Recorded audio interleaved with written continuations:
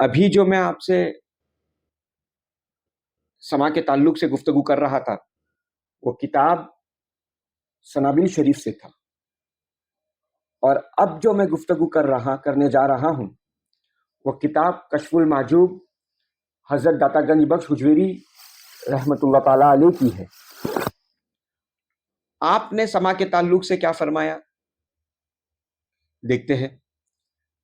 آپ فرماتے ہیں معلوم ہونا چاہیے شعر سننا مباح ہے، پیغمبر رسول صلی اللہ تعالی علیہ وسلم اور صحابہ کرام نے اشعار پڑھے اور سنے ہیں۔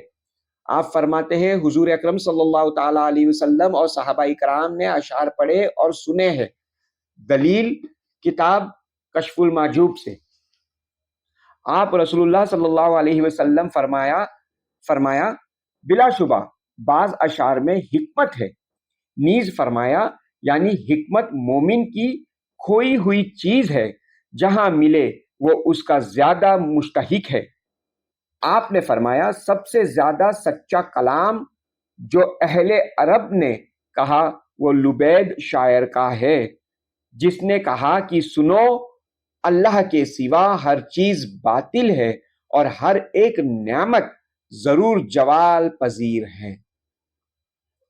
حضور اکرم صلی اللہ تعالی علیہ وسلم فرماتے ہیں کہ مومن کے لیے اشعار تو نعمت ہے۔ عمر بن الرشید اپنے باپ سے روایت کرتے ہیں کہ ایک دن رسول اللہ صلی اللہ تعالی علیہ وسلم نے مجھے اشعار پڑھنے کو فرمایا اور پوچھا کہ مجھے امیہ بن ابو الصلاۃ کے کچھ اشعار یاد ہے۔ غور کرو، اس پہ غور کیجئے گا، کیا ہے یہ واقعے پہ غور کیجئے۔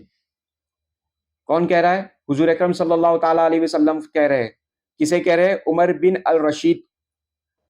امیہ بن ابو الصلاۃ کے کچھ اشعار یاد ہے، اور اگر ہے تو ہمیں سناؤ۔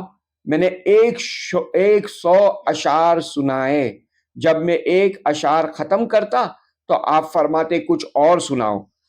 آپ نے فرمایا کہ امیہ اپنے اشعار میں تو اسلام کو تسلیم کرتا ہے، اس کے علاوہ بہت سی روایت ہے۔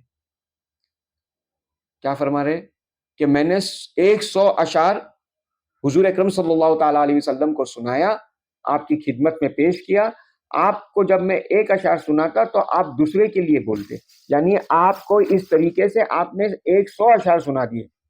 آپ کو رسول اللہ کو کتنا پسند تھا یہ سمجھے۔ کچھ لوگ اشعار سننے کو حرام کہتے ہیں اور رات دن غیبت میں مصروف رہتے ہیں، اور کچھ لوگ ہر قسم کے اشعار سننے کو حلال کہتے ہیں اور رات دن غزل میں سنتے صورت اور زلف کی تعریف میں لگے رہتے ہیں اور سنتے رہتے ہیں۔ دونوں فریق ایک دوسرے کے خلاف دلائل دیتے ہیں، مگر میرا مقصد ان میں سے نہ کسی کی تردید ہے اور نہ کسی کی تائید، لہٰذا میں نے اتنے اتفاق کیا۔ مشائخ کا طریقہ یہ ہے کہ وہ فرمان رسول سے استفادہ کرتے ہیں۔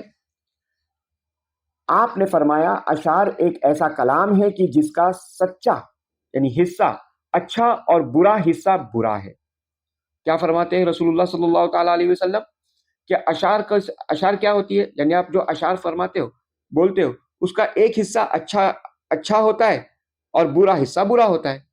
جس بات کا سننا نصار میں حلال ہے، مثلا حکمت، نصیحہ، آیت الہی میں استدلال اور حق کے دلائل میں غور کرنا وغیرہ وغیرہ، تو اس کا نظم میں سننا بھی حلال ہے، جائز ہے۔ سمجھے کتنا آسان طریقے سے آپ فرما رہے کہ اگر آیت الہی، حکمت، یہ سب اگر جائز ہے سننا، تو پھر ان کو ان تمام چیزوں کو سور کے ساتھ سننا یعنی اشعار کے ساتھ سننا بھی حلال ہے۔ رسول اکرم صلی اللہ علیہ وسلم نے فرمایا کہ قرآن پڑھنے میں اپنی آوازوں کو سنوارو۔ خدا تعالیٰ فرماتا ہے وہ پیدائش میں جو چاہتے ہیں زیادہ کرتے ہیں۔ محسرین کے مطابق اس سے مراد بہترین آواز اور ترنم ہے۔ نیز پیغمبر رسول اللہ صلی اللہ تعالی علیہ وسلم نے فرمایا کہ جو شخص داؤد علیہ السلام کی آواز سننا چاہے وہ حضرت ابو موسیٰ اسکراری کی آواز سنے۔ حدیث میں ہے کہ بہشت میں جنتیوں کو بھی سما حاصل ہوگا جس کا ذریعہ مختلف دروازوں سے مختلف سریلی آوازوں ہے اور جنت میں نکلے گی۔ مختلف آوازوں کے سامنے جو کیفیت پیدا ہوتی ہے، تربیت کو اس سے لذت حاصل ہوتی ہے۔ اس قسم کی سما حیوانوں اور انسانوں میں عام ہے، اس لیے کہ روح ایک لطیف چیز ہے اور آواز بھی ایک قسم کی لطافت ہے۔ جب ارواح ان آوازوں کو سنتی ہے تو اپنے ہم جنسوں کی طرف ہو جاتی ہے۔ یہ دراصل اجتبا کا قول ہے۔ اجتبا کا قول ہے۔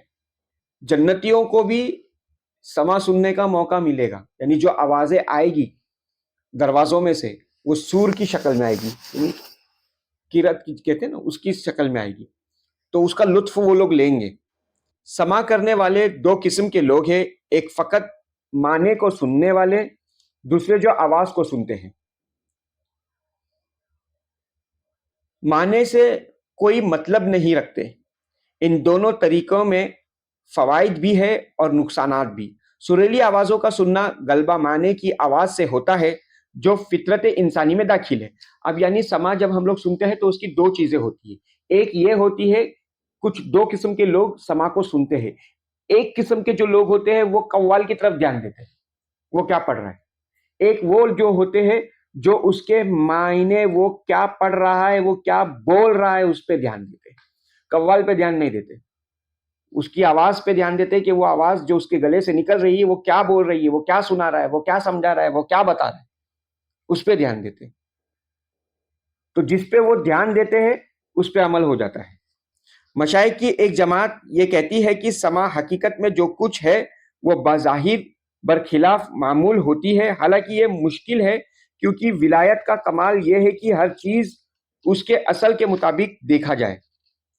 سما کے متعلق مشائخ کے بہت سے احوال ہیں، مگر یہ ہے کیونکہ یہ جنون مصری فرماتے ہیں کہ سما حق کا فیضان ہے جو دلوں کو حق کی طرف غالب کرتا ہے۔ پاس جس نے حقیقی معنوں میں سنا اس نے راہ حق کو پا لیا۔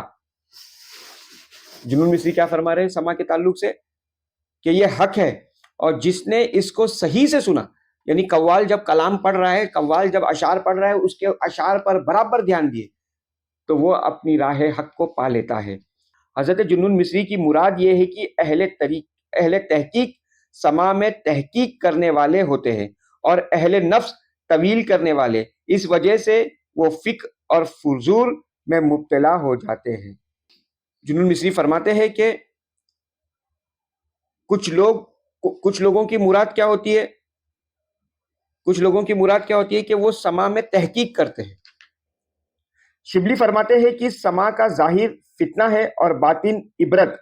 جو اہل اشارہ ہے اور جو اشارات کو پہچانتے ہیں ان کے لیے سما عبرت حلال ہے، ورنہ طلب فتنہ ہے اور مصیبت کا سامان کرنا ہے۔ یعنی جس کا دل پوری طرح قول حق میں محو نہیں، اس کے لیے سما محل آفت اور آزمائش ہے۔ سمجھے؟ حضرت شبلی کیا فرما رہے ہیں؟ حضرت شبلی فرماتے ہیں کہ سما، جو لوگ سما کے تعلق سے جانتے ہیں، جانکاری رکھتے ہیں، جو سما کو بخوبی پہچانتے ہیں کہ اس کے آداب کیا ہے، قوال کیا پڑھ رہا ہے، اس کے اوپر اس کے قول پہ برابر دھیان دیتے ہیں، اپنا پورا دھیان، اپنا پورا توجہ اس کے کلام اور خدا کی طرف رکھتے ہیں، ان کے لیے تو یہ بہت بڑی چیز ہے۔ لیکن اگر جنہوں نے اس چیز پہ دھیان نہیں دیا ان کے لیے فتنہ ہو جاتی ہے، ان کے لیے پھر یہ خرابہ ہے، کیونکہ وہ سمجھ ہی نہیں پاتے کہ یہ کیا بول رہا ہے، یہ کیا کر رہا ہے، ان کی سمجھ کام نہیں کر پاتی۔ ابو علی ردباری سما کے متعلق ایک سوال کا جواب دیتے ہوئے یہ فرماتے ہیں کہ کاش کہ ہم اس سما میں تحقیق کرنے والے ہوتے ہیں اور اہل نفس طویل کرنے سے کثیر ہے، جبکہ کسی چیز کا حق فوت پا لیتا، اس لیے کہ آدمی ہر چیز کا حق کو دیکھتا ہے اور جب اپنی تقصیر کو دیکھتا ہے تو کہتا ہے کہ کاش ہم بالکل چھٹ جاتے۔ یعنی سما کے تعلق سے ہر کوئی کیا کہہ رہا ہے وہ دھیان دے۔ ہر کوئی یہ کہہ رہا ہے کہ سما کے تعلق میں سما بہت فائدہ مند چیز ہے، لیکن کس کے لیے فائدہ ہوگا؟ جو سما پہ برابر دھیان دیتا ہے، یعنی محفل سما میں با ادب باہوشیار باخبر بیٹھتا ہے، اس کے لیے سما فائدے مند ہے. لیکن جو صرف آئے اور گئے، ان کے لیے سما ان کو لذت نہیں دیتی. میں سے ہر ایک کا سما کے معاملے میں ایک خاص مقام اور مرتبہ ہے جس کے ذریعے وہ سما کے لطف انداز ہوتے ہیں. جیسے کہ توبہ کرنے والے کے لیے سما معاوقین توبہ ہوتا ہے اور اس سے ندامت حاصل ہوتی ہے. آپ فرماتے ہیں کہ اگر کوئی گناہ گار شخص سما میں آ کر بیٹھ جائے اور توبہ کر لے تو اس کی توبہ بھی قبول ہو جاتی ہے. وہ توبہ کا اس کو توفیق، توبہ کرنے کی بھی اس کو توفیق مل جاتی ہے سما میں.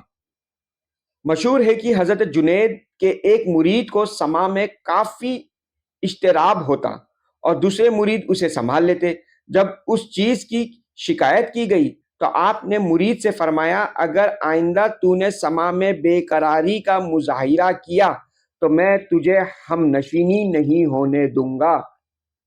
یعنی سما میں ایک دم ہوش بردم بیٹھنے کا حکم دے رہے ہیں حضرت جنید بغدادی قدس اللہ سرہ العزیز. ہوش بردم رہو، ایک دم ہوش میں رہو. معلوم ہونا چاہیے کہ سما فیضان حق ہے اور انسانی جسم کی سخت بترتیب مجہد عناصر سے ہوئی ہے. روایت ہے کہ ایک شخص نے سما میں ایک نعرہ مارا. مرشد نے کہا کہ خاموش رہے. اس نے سر اپنے جانوں پر رکھا. جب لوگوں نے دیکھا کہ وہ تو مر چکا تھا، شیخ ابو مسلم فارس بن غالب فارسی سے میں نے سنا ہے کہ ایک درویش دوران سما بہت بے چین ہو جاتا تھا. کسی شخص نے اس کے سر پر ہاتھ رکھ کر کہا کہ بیٹھ جاؤ. وہ بیٹھتے ہی فوت ہو گیا. حضرت دراز ابن القرتی کے ساتھ دجلہ کے کنارے بصرہ اور رام للل کے درمیان جا رہے تھے. راستے میں ایک محل کے نیچے پہنچے تو دیکھا کہ ایک شخص چھت پر بیٹھا ہوا سامنے لونڈی سے گانا سن رہا ہے. لونڈی یہ اشعار پڑھ رہی تھی میں تو تجھ سے خدا کے لیے محبت کرتا تھا اور اس کے ساتھ تیرا ہر روز ایک نئے انداز اور رنگ میں بدلنا کیا بھلا معلوم ہوتا ہے. میں نے ایک جوان کو اس محل کے نیچے گڈی اور لوٹا لیے کھڑے دیکھا. اس نے کہا کہ لونڈی تجھے خدا کی قسم یہ اشعار دوبارہ پڑھ کیونکہ میری زندگی صرف ایک سانس رہ گئی ہے اور اس کے سننے سے ختم ہو جائے گی. لونڈی نے جب دوبارہ پڑھا تو جوان نے نعرہ مارا اور مار کر لونڈی کے مالک نے کہا تو آزاد ہے اور خود نیچے اتر کر جوان کے کفن دفن کی تیاری کرنے لگ گیا. سب بصرہ والوں نے اس کی نماز جنازہ پڑھی. اس کے بعد وہ آدمی کھڑا ہوا اور کہا کہ اے اہل بصرہ، میں فلاں بن فلاں ہوں. میں نے سب ملکیت راہ خدا میں وقف کر دی اور غلاموں کو آزاد کر دیا ہے. یہ کہہ کر وہ وہاں سے چلا گیا اور کسی کو اس کا پتہ نہ چل سکا. اس حکایت سے مطلب یہ ہے کہ مرید کا سما کے وقت ایسا حال ہونا چاہیے کہ وہ بدکاروں کو بدکاری سے نجات دے، جبکہ یہ بہت سمجھداروں کے لیے نشانی ہے کہ سما کے تعلق سے آپ فرماتے ہیں کہ ایک شخص چھت پر ایک لڑکی کو لے کر سما سن رہا تھا اور سما میں اس نے وہ اشعار پڑھی. تو اسی محل کے نیچے، چھت کے نیچے، اس بلڈنگ، اس گھر کے نیچے ایک آدمی فقیر تھا. وہ اس لونڈی کے یا اس لڑکی کے کلام کو سن رہا تھا کہ وہ کیا کہہ رہی ہے. اس نے کہا کہ وہ کلام خدا کے تعلق سے تھا نا. سما، وہ جو سما پڑھ رہی تھی، وہ جو کلام پڑھ رہی تھی، وہ خدا کے تعلق سے تھا اور نیچے عاشق کھڑا ہے خدا کا. تو اس پر تو وجد طاری ہو ہی جائے گا نا. اپنے محبوب کے بارے میں، اپنے جس سے وہ محبت کرتا ہے، اس کی اگر تعریف کوئی کر دے تو پھر تو کیا بات ہے. اس نے کہا کہ دوبارہ پڑھ دے تاکہ میں آزاد ہو جاؤں، تاکہ میرا دم نکل جائے. اور ایسا ہی ہوا.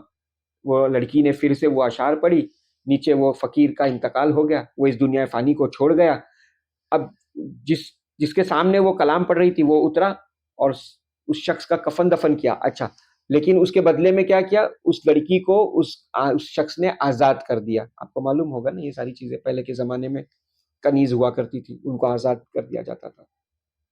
خدا کی راہ میں آزاد کر دیا. سما کیا چیز ہے یہ ہم نے کشف المحجوب سے سیکھا.